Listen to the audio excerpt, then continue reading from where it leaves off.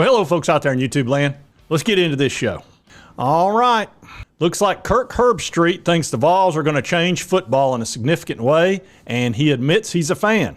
We're going to get into this. Obviously, Josh Heupel has kind of turned the college football world on its head. In a short 24 months, he's transformed a team that was in a pile of rubble left by our infamous Jeremy Pruitt.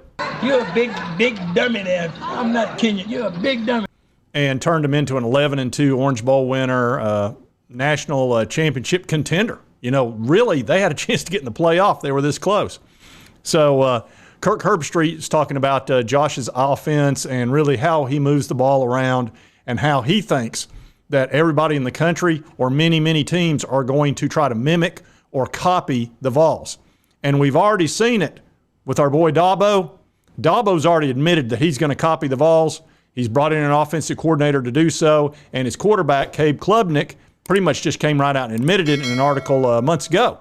So I'm not surprised by this either. The question is, can they copy it nearly as well as Josh runs it? This is an article by Zach Reagan on A to Z Sports, a very good sports writer. It says Kirk Herbstreit predicts a trend will sweep across college football because of the Tennessee Vols. And here he writes, ESPN's Kirk. I don't know where he gets off calling himself Kirk. Look, there's only one Kirk, and his first name is James, and his middle initial is T. So he needs to get that straight. I really want to call him Herb Kirkstreet, but anyway. Captain Kirk here, one of college football's loudest voices, that's for sure, recently predicted that a trend will sweep across football. In large part due to the Vols, Kirk joined On3 to discuss it.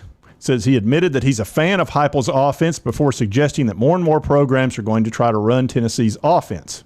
Sees him throw it 75 or 80 yards and just thinks, oh my gosh, yeah, he's going to be better than what we had last year with Hooker. He had a great bowl game against Clemson, but with him, it's not about his physical ability. It's just about the consistency with his accuracy.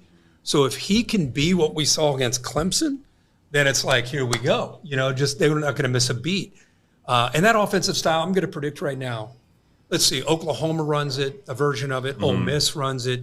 You know, TCU is going to be running it. I mean, there's versions of it out there. I call it the Art Briles offense, essentially, from the Baylor days, where they, you know, your receiver are on literally 2 yards off the sideline over here, 2 yards off the sideline over here, spread you out, create those vertical seams, and then depending on what alignment the defense is in, you're either going to run the ball with a light box, or if they overload, now you can hit the one-on-one shot. I think you're going to see more and more of that offense in college football. Milton has that offense to his advantage. They'll have great receivers. They lose a couple.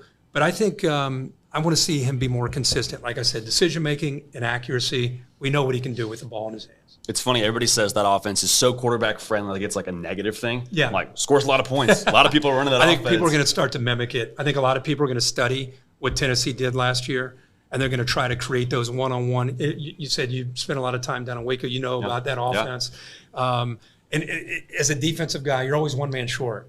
If you're light in the box and you got a line, and if you have a quarterback like last year with Hooker, you're always short. So you got to get a safety down. And now you're playing zero. And now you got to find one receiver who can win one-on-one. So strike up the band.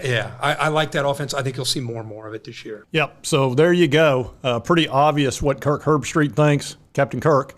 And he thinks it's going to be mimicked all over the country at some point. Look, if Josh continues staying in the top 2 or 3 or 4 offenses in the country every year, which I think he will, you know, it depends on how Joe plays this year. He's got Nico right behind him.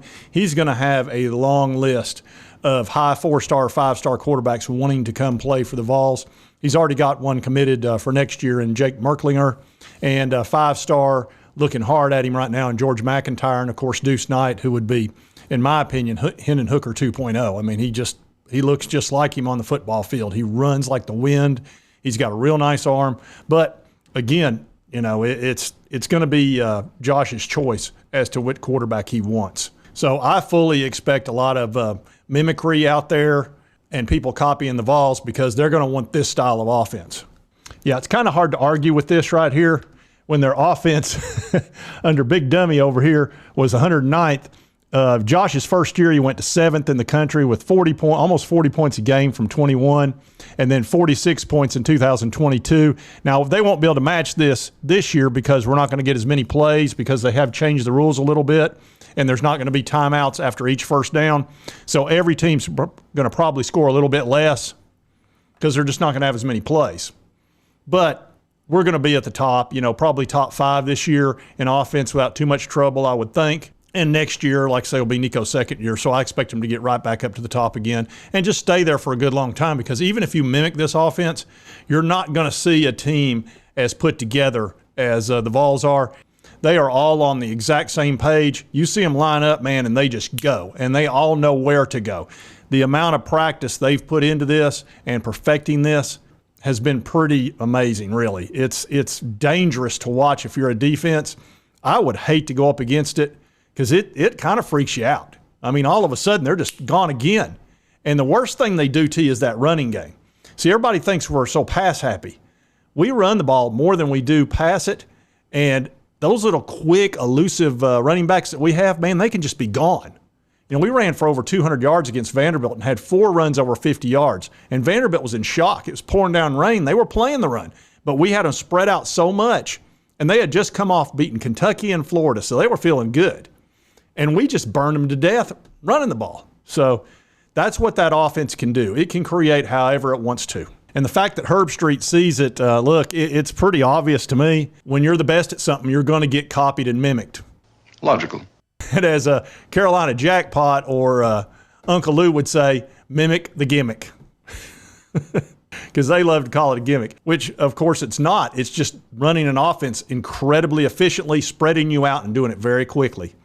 And if you like this content, be sure to hit that like button. Let's me know to continue to cover the Vols and all that good stuff, SEC, all our opponents. And if you've not subscribed, it's on your right, my left. Just boom, that's all you got to do. Hit that little button. And right over here's my most recent video. Be sure to check that one out. And we will see you next time on Sports Talk Jay.